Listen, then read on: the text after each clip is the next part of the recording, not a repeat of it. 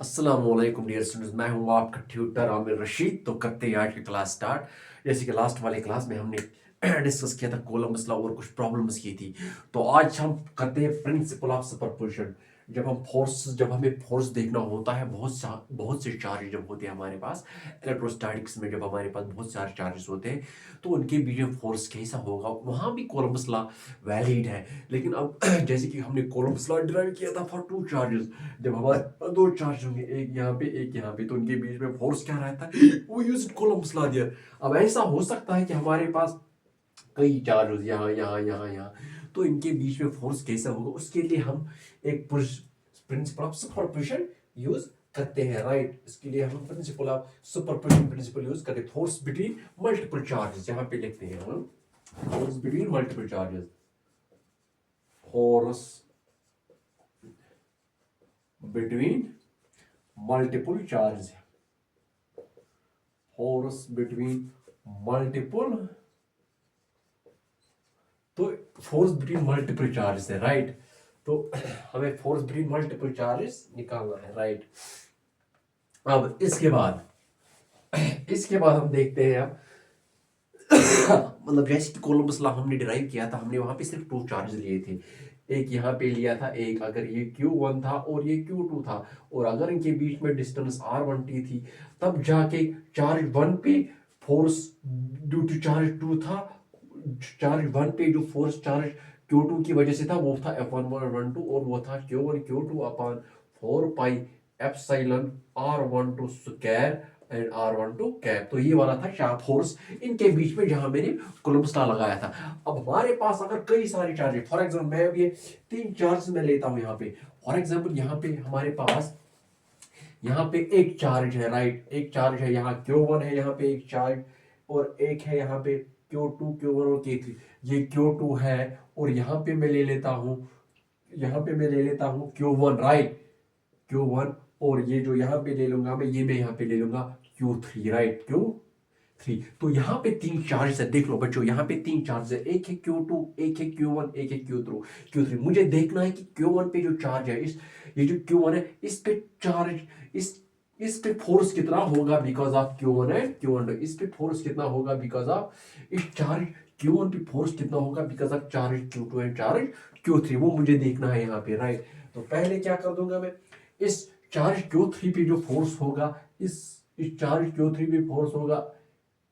यहां होगा charge Q1 पे जो फोर्स हो Q3 की वजह से, वो होगा F13, यही होगा। राइट, और इस Q1 पे जो चार्ज होगा Q2 की वजह से, वो इस डायरेक्शन में होगा। Right, F12, right, F12। तो ठीक है ना, द म्यूचुअल, ये जो अभी मैं दो चार्ज ले, तीन चार्ज लेना, एक Q2 है, Q2 है, Q1 है यहाँ पे, और Q3 है यहाँ पे। तो अगर मैं ऐसे कई सारे चार्ज ले लूंगा, तब जाके वो बनेंगे Q1 Q2 Q3 Q4 and Q9। Right, तो इस तरीके से मैंने इनको वो, Coulomb's law not is not enough to answer this question. तो यहाँ पे क्वेश्चन ऐसा अराइज होता है कि कोलम्बस लॉ वैलिड है। दो चार्ज के बीच में जब हमें फोर्स डिराइव करना पड़ता है, जब हमें देखना होता है कि दो चार्जेस के बीच में फोर्स कितना है, तो वो यूज कोलम्बस लॉ। लेकिन अब जब कई चार्जेस हैं, more than two charges, more than three charges, for example we have charges Q1 Q2 3 Q4 Q5 के up to n। Right, so वहां पे कोलम्बस लॉ सफिशिएंट नहीं है, वहां पे कोलम्बस लॉ पूरी जानकारी नहीं दे सकता है कि बीच में म्यूचुअली इन चार्जेस के बीच में कितना फोर्स है, because there are many charges Q1 Q2 Q3। तो वहां पे हम फोर्सेस, वहां पे हम Columbus law is not on their, Columbus law is not on, वहां पे कोलम्बस लॉ से काम नहीं चलेगा, हमें और कुछ भी देखना पड़ेगा। तो एक्सपेरिमेंट दैट फोर्स, तो फिर एक्सपेरिमेंटली देखा गया कि जो फोर्स इस Q1 पे लगता है, that is actually equal to the vector addition of all the forces that are acting on the charge Q1. So what I'm trying to say is that the force on any charge, that is the force on any charge, कि ये जो force on any charge होता है, force on any charge, force on any charge, force on any charge due to other charges, forces on any charge due to other charges। तो ये जो charge Q1 पे force है बाकी charge की वजह से, the force on any charge due to other charges is the vector sum of all the forces is the वो वेक्टर सम है is the vector sum of all forces वो vector sum है of all forces is the vector sum of all forces is the vector sum of all forces is the vector sum of all on that charge is the vector sum of all forces on that charge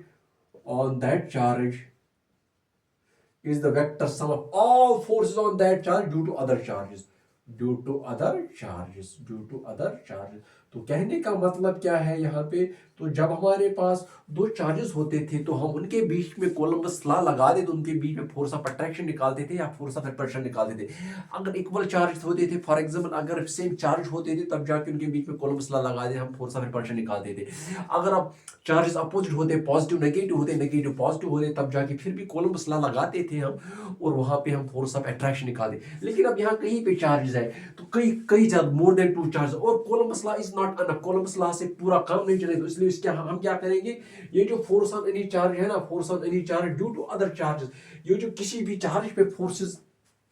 लगते हैं ना is the vector sum of all forces ये जो जिस पे for example ये जो इस पे इस फोर्स इस Q1 पे जो फोर्स Q3 की वजह से लगा F13 और इस चार्ज Q1 पे जो फोर्स लगा किसकी वजह से Q2 की वजह से दैट इज F12 तो इस पे टोटल फोर्स जो लगेगा वो होगा vector sum of these two forces that means total force इस पे जो लगेगा वो होगा F13 plus F12 that is what this is saying right that is ये एक्सपेरिमेंटली देखा गया राइट तो दैट मींस अगर इस चार्ज Q1 पे चार्ज F12 है चार्ज Q2 की वजह से और इसी चार्ज Q1 पे चार्ज फोर्स F13 लगा हुआ है बिकॉज ऑफ चार्ज Q3 तो टोटल फोर्स इस पे लगेगा F13 प्लस F12 तो that's what I have written here right so this is termed as principle of इसको बोलते हैं हम principle of superposition the force are unaffected the presence of other to due to और इसमें जो individual forces होते हैं ना इंडिविजुअल फोर्स जो लगती है इसमें इन पे कोई असर नहीं पड़ता है because of the presence of other charges and the individual forces over here are independent of the presence of other charges remain affected due to the presence of other charges so this is called as principle of superposition इसी को बोलते हैं this is called as principle of superposition this is called as principle of superposition तो इसको बोलते हैं principle of superposition right तो इसी को हम बोलते हैं प्रिंसिपल ऑफ सुपरपोजिशन तो प्रिंसिपल ऑफ सुपरपोजिशन क्या बोलता है कि जब भी हमारे पास दो से ज्यादा चार्ज होते हैं तो दो से फॉर एग्जाम्पल 3 4 5 तो अगर उनमें से हमें देखना होगा कि एक चार्ज पे कितना फोर्स लगता है बाकी चार्ज की वजह से तो तब जाके हम ले लेते हैं कि उस चार्ज पे कुल कितना फोर्स लगता है बाकी चार्ज की वजह से वो फोर्स होता है इक्वल टू द उन फोर्स का सम लेके उन फोर्स को वेक्टर एडिशन करना है और तब जाके हम वो टोटल फोर्स निकाल सकते हैं जो उस चार्ज पे लगता है बाकी अदर चार्जेस की वजह से जैसे यहाँ पे लगता है फोर्स Q1 पे लगता है चार्ज Q1 पे लगता है चार्ज Q2 की वजह से और चार्ज Q3 की वजह से चार्ज Q1 पे लगता है तो इनका उसको हम बोलते हैं principle of superposition I hope you are getting the point so उसको बोलते हैं प्रिंसिपल ऑफ सुपरपोजिशन राइट अब इसको ऐड करने के लिए टू द कॉन्सेप्ट तो इसलिए मैंने यहाँ पे तो अब इसको कंप्लीट करने के लिए ये अब पहले इस पे चार्ज इस पे ये वाला फोर्स लगता है और उस पे ये वाला फोर्स लगता है तो अब इनका रिजल्टेंट पहले निकालना है क्योंकि मैंने बता दिया आपको इस पे कितना फोर्स टोटल लगेगा इस पे टोटल फोर्स लगेगा मतलब इस पे टोटल फोर्स होगा equal to the vector addition of all the forces जो इस पे लगते हैं तो दैट मींस इनका वेक्टर एडिशन करना है मुझे इनका वेक्टर एडिशन निकालने के लिए मुझे ये वाला पैरेललोग्राम कंप्लीट करना पड़ेगा right therefore that's the for you तो मुझे ये वाला पैरेललोग्राम कंप्लीट करना पड़ेगा देख लो यहाँ पे है ये है Q3 राइट ये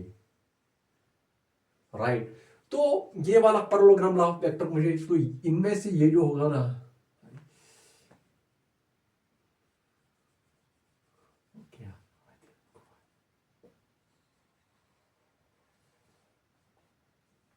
राइट तो इसको बोलते हैं हम तो इसको हम बोलते हैं इनका ये रिजल्टेंट होगा राइट तो ये इस फोर्स F13 और F12 का रिजल्टेंट यहाँ से होगा, राइट, ये होगा इनका रिजल्टेंट, राइट, ये इसका रिजल्टेंट है। तो इस चार्ज Q1 पे फोर्स कितना लगता है चार्ज Q2 की वजह से और चार्ज Q3 की वजह से, that will be equal to the vector sum of force F13 and F12। और लेकिन यहाँ पे vector sum of force F13 and F12 का वेक्टर सम जो ले लेगा वो हम रिजल्टेंट ले लेंगे उनका। व्हाई? बिकॉज हमें टोटल फोर्स इनका लगेगा, निकलेगा, उनका वेक्टर में हमें ऐड करना है, तब जाके इस पे टोटल फोर्स हमें दिख सकता है। और यहाँ पे ये जो R12 है, ये R12 कैप है, राइट, R12 कैप है, that means it means force on charge 1 in the direction of, तो ये जो ये R13 कैप है, राइट, ये वाला जो है ये R13 कैप है, ये R13 कैप है, राइट। तो अब हमें देखना है यहाँ पे F12 F13, तो इसको हम FT ले लेते हैं, यहाँ पे हम टोटल फोर्स है, F1 भी ले लेते हैं यहाँ पे। अब तो यहाँ पे जैसे कि फोर्स F12 क्या है, यहाँ पे देख लो, F12 ये वो वाला फोर्स है जो चार्ज 1 पे लगता है, ये वो वाला फोर्स है जो चार्ज 1 पे लगता है चार्ज 2 की वजह से, वो कितना है Q1 Q2 upon 4 pi epsilon not R12 square into R12 cap, right, Q12 की वजह से। और ऐसे ही ये 12 है, ये F12 F13 है, F13 वाला कौन सा फोर्स है, ये F13 वाला वो फोर्स है जो चार्ज 1 पे लगता है, चार्ज 3 की वजह से जो चार्ज 1 पे लगता है, इसको बोलते हैं फोर्स, उसको हम बोलते हैं फोर्स F13। और that is Q1 Q3 upon 4 pi epsilon naught R13 square into, ये है इसका unit vector gives the direction of the force. It means ये जो चार्ज 1, ये जो फोर्स 13 है, सो ये चार्ज Q1 पे लगता है, किसकी वजह से, चार्ज Q3 की वजह से, राइट। तो अब इसके बाद से which against the coulomb force, so then the total force, therefore ये जो total force लगेगा, therefore total force यहाँ पे हम देखते हैं, because we are using the principle of, तो इसलिए इस पे total force कितना लगेगा, total force, therefore total force on charge Q1, therefore total force on charge Q1 is, therefore total force on charge Q1 is given by Ft is equal to F13 plus F12, right, F13 plus F12, so it is equal to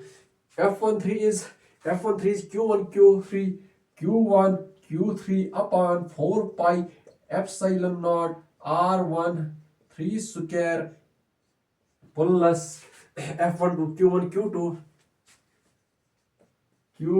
Q2 upon 4 pi epsilon naught R12 square, right. तो इन पे लगेगा that's the, इसमें R13 है, R13 cap और ये है R12 cap, right. तो that's the total force, right, that is total force. So total force इसमें लगेगा इतना है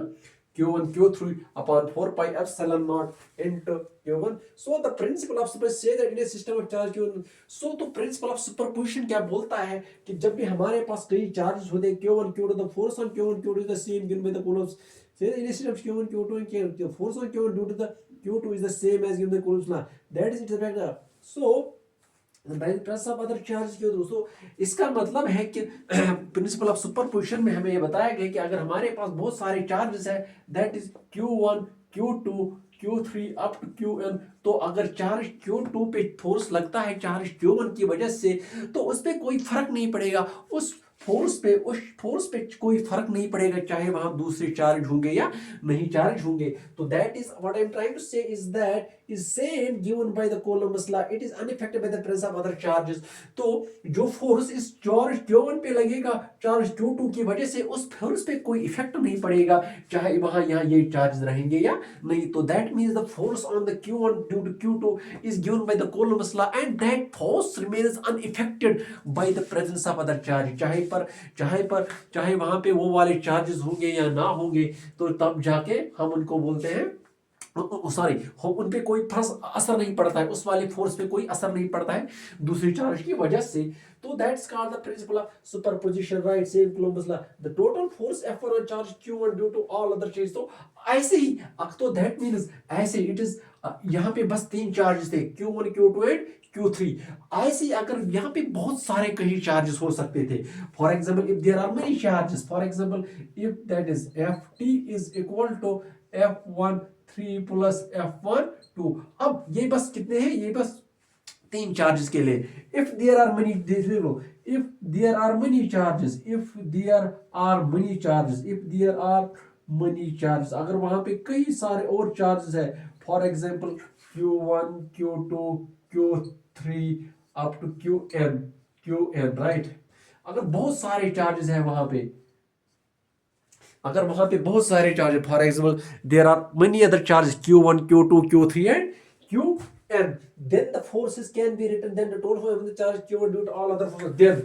then the force can be given as, then the total force is given as, ये जो total force होगा, then the total force is given as, then the total force is, then the total force on charge Q1, then the total force on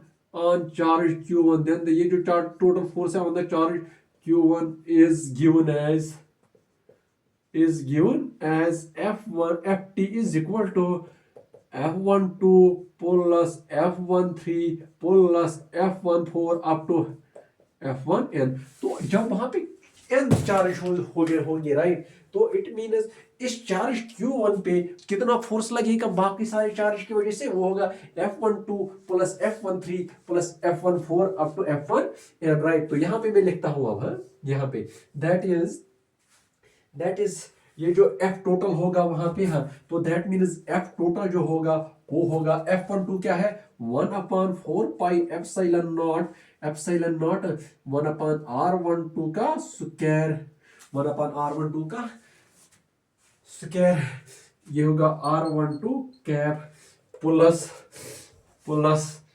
1/4 pi epsilon not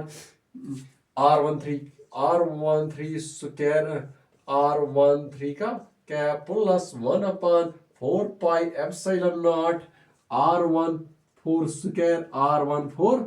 cap up to dash 1/4 pi epsilon naught R1n का R1 cap into R1 का n का square. तो ये वाले उस पे तो जो टोटल फोर्स लगेगा वो होगा 1/4 by epsilon naught R1 to R1 square, right? तो दैट मीन्स यहां से फिर मैं लिखूंगा ये जो टोटल फोर्स लगेगा इस पे, दैट इज, इस पे जो टोटल फोर्स लगेगा वो होगा 1/4 pi epsilon not R12 square, R12 cap plus 1/4 pi epsilon naught R13 square, R13 का cap plus 1/4 pi epsilon naught R14 square, R14 cap plus 1/4 pi epsilon naught R1n square into R1n का cap. तो ये वाली आ जाएगी इस पे total force, right? So it means, so it is equal to, तो इनमें से देख लो इस पे, अगर अब ये वाला मैंने कब ले लिया, जब हमारे पास कई सारे चार्जेस होंगे Q1 Q2 Q3 Q4, right, Qn होंगे, राइट? तो जब बहुत सारे कहीं हमारे पास चार्जेस है, जब हमारे पास कई सारे चार्जेस है तब जाके उनपे फोर्स इतना लगेगा, राइट? और जब,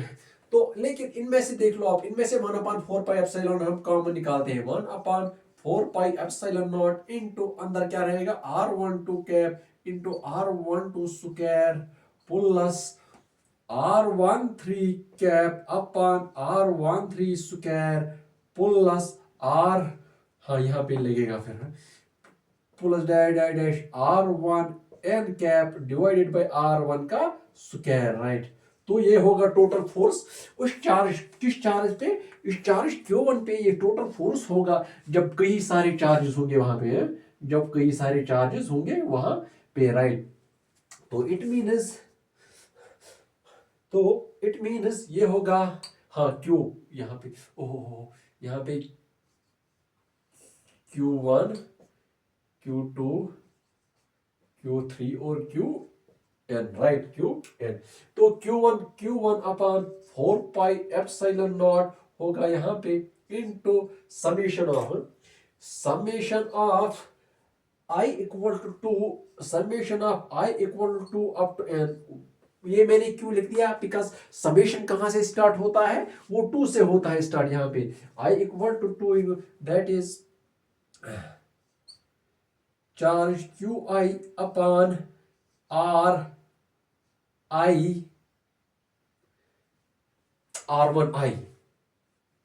ये होगा R1I का स्क्वायर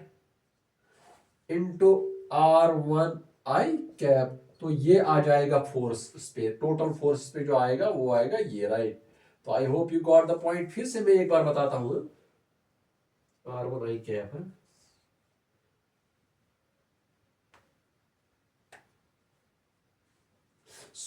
ये वो वाला फोर्स बनेगा जो एक चार्ज पे लग जाएगा बाकी चार्ज की वजह से। तो फिर से मैं एक बार बताता हूं यहाँ पे कि मैंने क्या बता दिया, जब भी हमारे पास कई सारे चार्जेस होते हैं, 2 चार्ज से ज्यादा चार्ज होते हैं, तो कूलम्ब्स लॉ उस समय भी वैलिड है। बट पॉइंट ये है कि वहां 2 से ज्यादा जब चार्ज होंगे तो उनमें कई फोर्सेस होते हैं। तो एक चार्ज, तो फिर हम ऐसा देखते हैं कि टोटल फोर्स एक चार्ज पे कैसे लगेगा। फॉर एग्जाम्पल यहाँ मैंने 3 चार्ज ले लिए, एक तो Q2 ले लिया, एक तो Q3 ले लिया और एक ले लिया Q1। हम हमें यहाँ पे देखना है कि चार्ज Q1 पे चार्ज Q2 की वजह से कितना फोर्स लगता है और चार्ज Q1 पे चार्ज Q3 की वजह से कितना फोर्स लगता है। तो उसके लिए हमें क्या करना पड़ेगा, तो हम पहले देखते हैं चार्ज Q3 की वजह से इस चार्ज Q1 पे फोर्स लगेगा वो F13, जैसे कि हमने पहले कूलम्ब्स लॉ में पढ़ा था। और चार्ज Q2 की वजह से इस चार्ज Q1 पे फोर्स लगता है F12, राइट। तो फिर मैंने देख लिया कि अब जैसे प्रिंसिपल ऑफ सुपरपोजिशन बोलता है कि जब भी हमारे पास 2 से ज्यादा फोर्सेस हो, जब भी हमारे पास 2 से ज्यादा चार्ज रहते हैं, तो फॉर एग्जाम्पल 3 या 4 या 5 या 6 चार्ज होते हैं, तो उस समय कूलम्ब्स लॉ काफी नहीं है, हमें और भी कोई किसी चीज की जरूरत होती है, तो उस समय हम प्रिंसिपल ऑफ सुपरपोजिशन यूज करते हैं। प्रिंसिपल ऑफ सुपरपोजिशन क्या बोलता है कि टोटल फोर्स एक चार्ज पे लगता है बाकी चार्ज की वजह से, वो होता है equal to the vector addition of the other forces, right. That is superposition law. और वो ये भी बोलता है उस सुपरपोजिशन लॉ में, और ये भी आता है कि जो फोर्स उस चार्ज Q1 पे लगता है बाकी 2 चार्ज की वजह से, उस फोर्स पे कोई असर नहीं पड़ता है बाकी चार्ज की वजह से, अगर वहां पे कई सारे चार्ज हैं। तो दैट्स प्रिंसिपल ऑफ सुपरपोजिशन। तो फिर मैंने यहाँ पे देख लिया कि इस चार्ज Q2 पे चार्ज F12 है, यहाँ पे कितना, फॉर एग्जाम्पल F12 पे मैंने ले लिया पहले F12 कितना फोर्स है, that's Q1 Q2 upon 4 pi epsilon R12 square. फिर देख लिया चार्ज 1 पे चार्ज 3 की वजह से, फिर उनको मैंने एडिशन किया। तो फिर मैंने ऐसे ही जनरलाइज किया, अगर हमारे पास कई सारे चार्जेस है, फिर उनको यहाँ पे मैंने कॉमन निकाल के, तो ये फाइनल डेरिवेशन निकाल दी मैंने। ये जो टोटल फोर्स है किस पे, दिस टोटल फोर्स है, this the total force on the charge because of other charges. तो दैट इज, तो ये सारी पूरी इलेक्ट्रोस्टैटिक्स है, actually it is dependent on, we can deal with the whole electrostatics because of 2 laws. Sorry, हाँ, एक तो हम कूलम्ब्स लॉ के जरिए से इसको कर सकते हैं और एक तो हम इसको प्रिंसिपल ऑफ सुपरपोजिशन से कर सकते हैं। अब देख, अब आगे जाते हुए करते हैं question. So that was all about superposition principle. So हाँ, तो कल जाके हम when will be meet again in the class, we will be doing some questions on the principle of superposition as well as the Columbus law, as well as some more problems we are going to do on the JEE and NEET. So I hope that was all for today. So let's meet tomorrow inshallah. Just keep working hard and don't miss my lectures and don't waste time. Just be focused. I hope you all will be doing well. So let's meet tomorrow. Allah Hafiz inshallah.